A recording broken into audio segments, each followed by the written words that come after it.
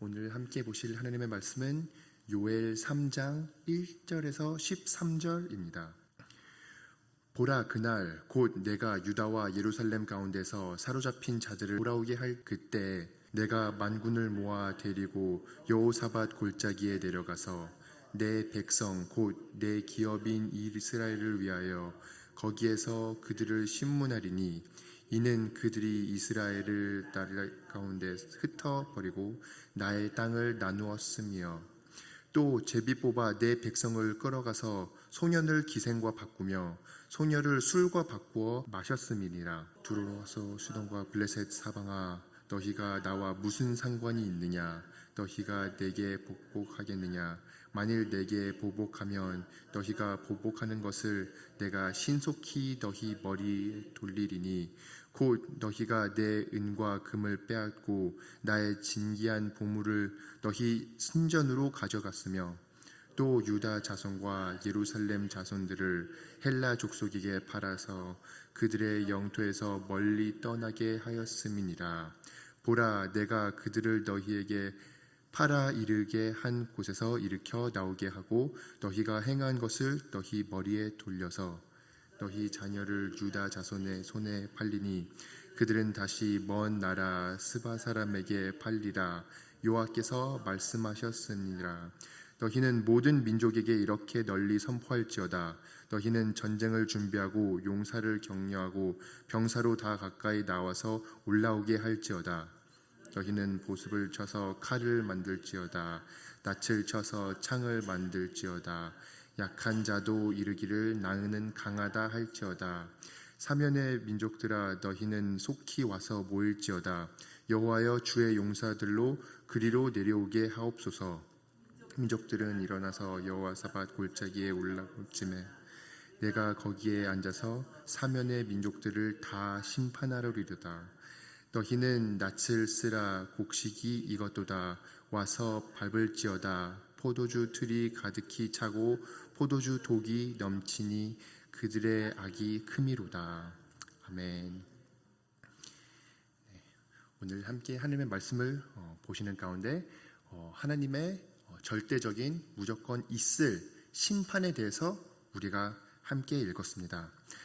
이 날, 보라 그 날이라고 했을 때는 이 1절에 얘기하는 게 바로 2장 30절과 31절에 나오는 내가 이적을 하늘과 땅과 베풀리니 곧 피와 불과 연기 기둥이라.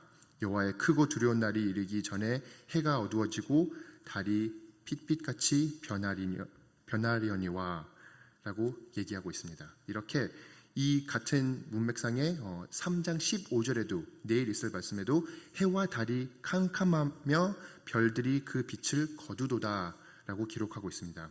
이 날은 바로 하나님께서 모든 사람들을 심판하실 그 날을 예언하고 있는 것입니다.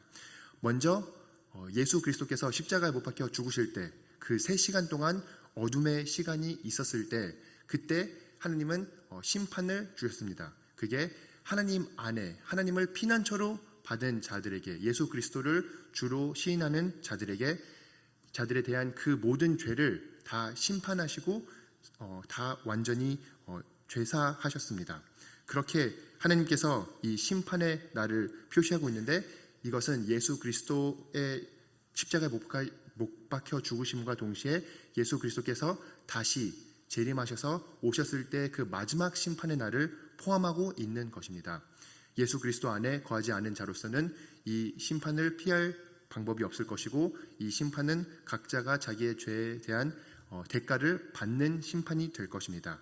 그래서 이 구절에 보시면 그 2장 32절 마지막 구절, 어저께 있었던 마지막 구절도 보면은 이 심판과 동시에 함께 복음이 나오는데 그게 바로 32절에 누구든지 여호와의 이름을 부르는 자는 구원을 얻으리니 이는 나 여호와의 말대로 시온산과 예루살렘에서 피할 자가 있을 것이며 남은 자 중에 나 여호와의 부름을 받을 자가 있을 것임이니라 라고 기록하고 있습니다.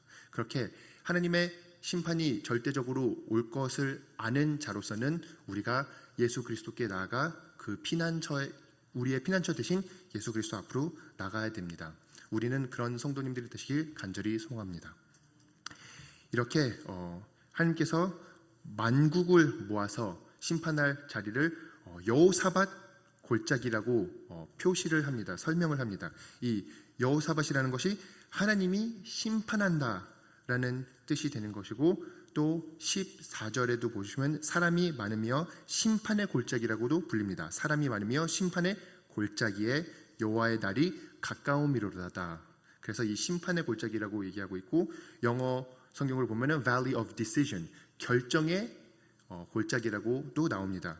이것은 바로 하나님께서 이 모든 인류의 죄에 대한 값을 치를 그 날을 의미하는 것이고, 그 장소를 의미하는 것이기에, 이렇게 이 장소에서는 바로 하나님께서 절대적으로 왕으로서 모든 백성들을 각자 자기의 죄에 대한 처벌을 합당하게 정의롭게 주실 것이라는 말씀인 것입니다.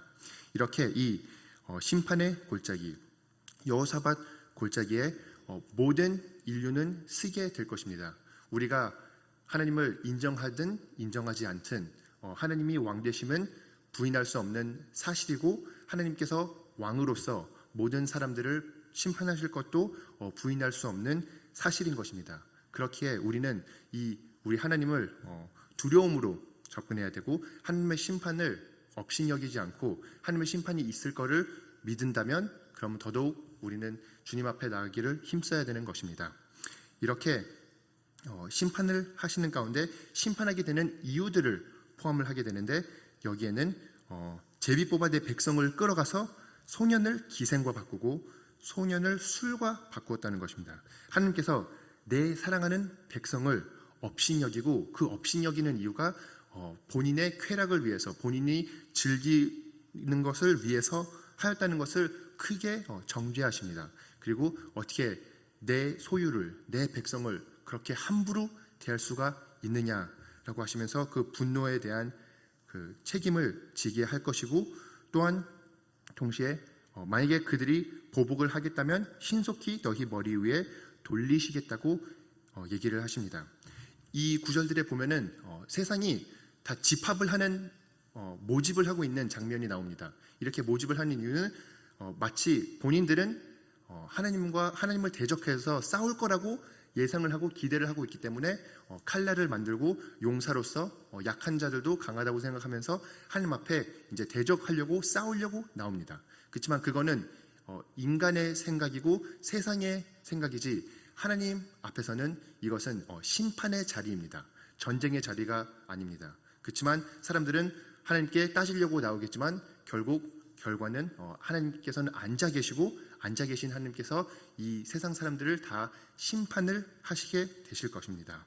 이렇게 하나님의 심판은 우리가 보고 있는 말씀 속에서 계속 강조되고 있으면서, 우리가 하나님의 심판을 들었을 때 이것이 바로 하나님께서 할 수 있는 권리이구나, 하나님께서 합당히 하셔야 되는 심판이고, 이 심판의 날이 그 누구도 피할 수 없는 심판의 날이 오는구나 라는 것을 계속 마음 깊이 인지하고, 이 하나님의 심판에 대한 그런 바른 자세를 가질 수 있도록 간절히 소망합니다. 이렇게 하나님의 곧 5절에 보면은 곧 너희가 내 은과 금을 빼앗고 나의 진귀한 보물을 너희 신전으로 가져갔으며, 또 유다 자손과 예루살렘 자손들을 헬라 족속에게 팔아서 그의 영토에서 멀리 떠나게 하였음이라. 어떻게 보면은 이것은 하나님께서 미리 선지자들을 통해서 예언하신 말씀입니다. 바로 이스라엘 백성들이 하나님을 따르지 않고 하나님을 업신여겼으므로 그들이 심판으로 하나님이 그들을 사방팔방에 흩트르실 거라는 것을 예언했음에도 불구하고, 왜 하나님께서는 지금 이것을 이방인들에게 심판하시겠다고 말씀하시는지 어떻게 보면 헷갈릴 수가 있습니다. 왜냐하면 하나님께서 선포하시고 하나님께서 예언하시고 하나님께서 이루신 일인데, 왜 이 사람들이 지금 이거에 대한 죄값을 물어야 되는지 의문이 들 수 있는데, 우리가 항상 말씀을 보았을 때 헷갈리면 안 되는 게 바로 하나님의 주관하심과 인간의 자유의지는 동시에 간다는 것입니다. 하나님은 절대적으로 모든 것을 다 통치하시고 다스리시고 하나님이 뜻하신 바 이루어지고 있습니다. 그렇지만 그것은 우리의 자유의지가 없다는 것이 아닙니다. 마치 창세기 50장 20절에 그 요셉이 얘기한 것처럼 당신들은 나를 해하려 하였으나 하나님은 그것을 선으로 바꾸사, 이렇게 얘기할 수 있는 것은 형제들에 대한 죄값은 분명히 있습니다. 그렇지만 그것은 하나님의 뜻이었습니다. 그리고 더 명확하게 사도행전 2장 23절을 보면은 예수 그리스도께서 십자가에 못 박혀 죽으시게 되신 게 바로 그가 하나님께서 정하신 뜻과 미리 아신 대로 준비된 바 되었거늘 너희가 법 없는 자들의 손을 빌려 못 박혀 죽였으나 라고 기록하고 있습니다. 하나님이 뜻하신 게 바로 예수 그리스도께서 십자가에서 돌아가시는 것입니다. 우리의 죄를 위해서 돌아가시는 거였지만 그것은 그 바리새인들이 예수 그리스도를 십자가로 이끌어 간 거에 대한 죄값을 없애는 것이 아닙니다. 그들은 그들의 자유의지대로 예수님을 십자가에 못 박혀 죽었습니다. 그것도 로마 사람들을 사용해서 그 법 없는 자들의 손을 빌려 못 박혀 죽었습니다.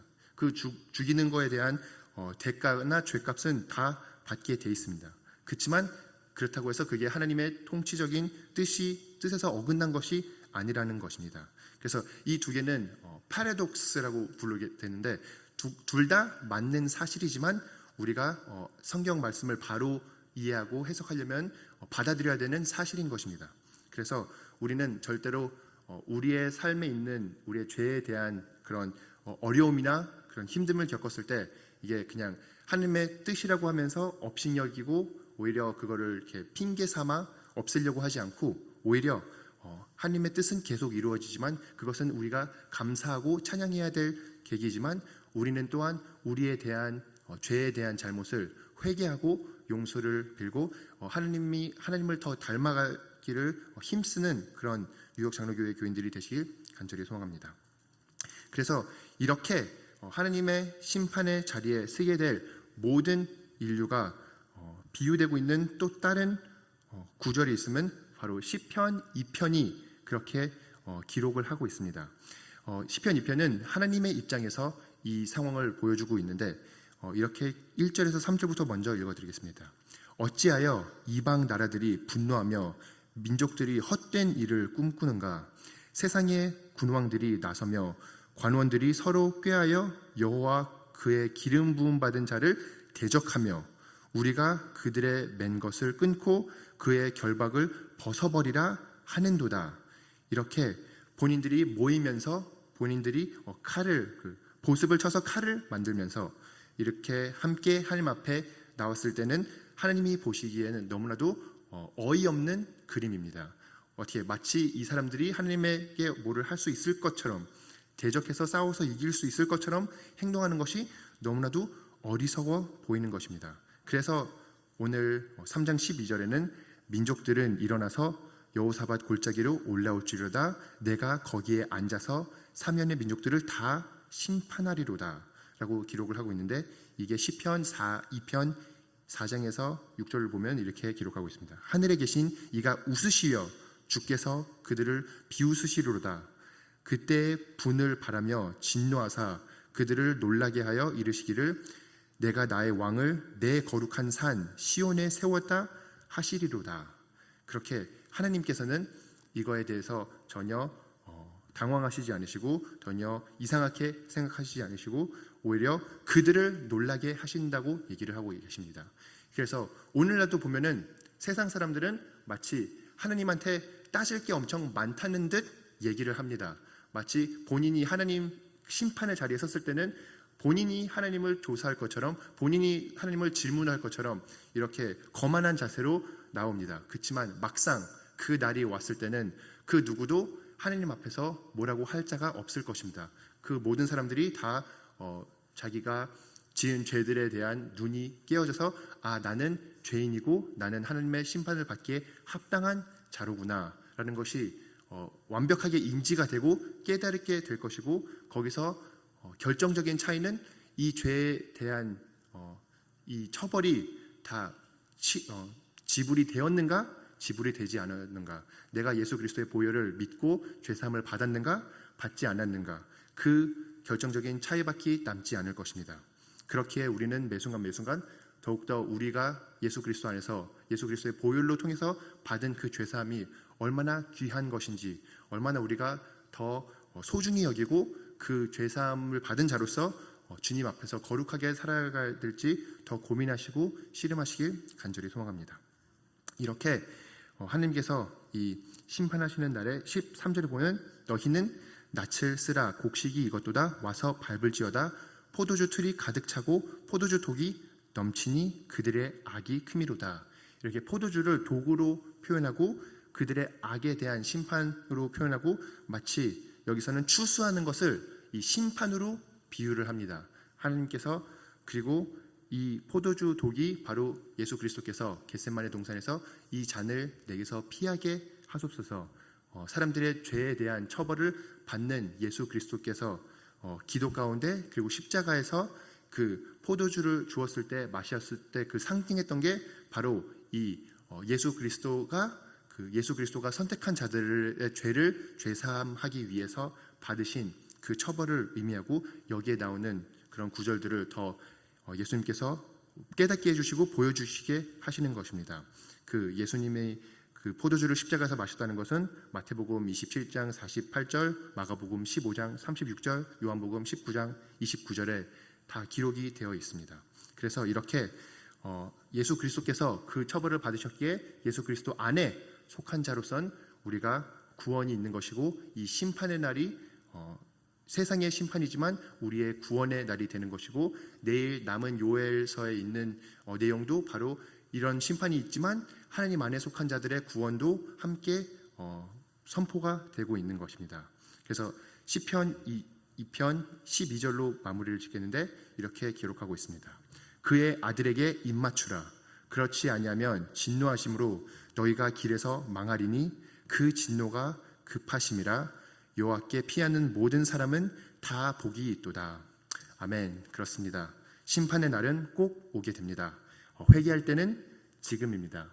우리가 예수 그리스도가 다시 오실 것을 기대하고 기다리면서 회개하는 삶을 사시길 간절히 소망합니다. 기도하시겠습니다. 주님, 이런 말씀을 보았을 때 우리는 마음 가운데 여러 불편함이 생길 수도 있고 어려운 생각들이 생길 수도 있습니다.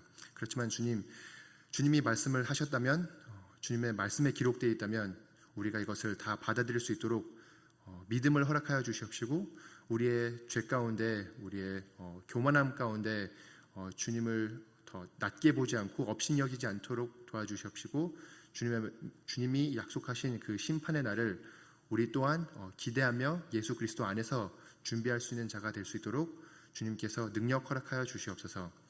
그리고 이 심판을 피할 수 있는 유일한 길을 허락해 주신 주님 감사합니다. 그 보혈을 통해서 죄사함을 받을 수 있고, 또한 그 죄사함을 받은 자로서 복음에 합당한 삶을 살 수 있게 해주시니 감사드립니다. 우리가 이 삶을 살아갈 때 우리가 하나님의 말씀을 따르고, 또한 이 빛이요 진리인 이 예수 그리스도를 또한 우리가 믿고 우리가 서로에게 전할 수 있는 그런 자들이 될 수 있도록 도와주시옵소서. 우리가 더욱더 하루하루를 살아가는 데 있어서 주님의 말씀을 따르고 실천할 수 있도록 도와주시고, 또한 전도에 힘쓸 수 있도록 도와주시옵소서. 주님이 계속 우리를 통해서 하실 역사하심을 기대합니다. 이 모든 말씀 예수님의 이름으로 기도드립니다. 아멘.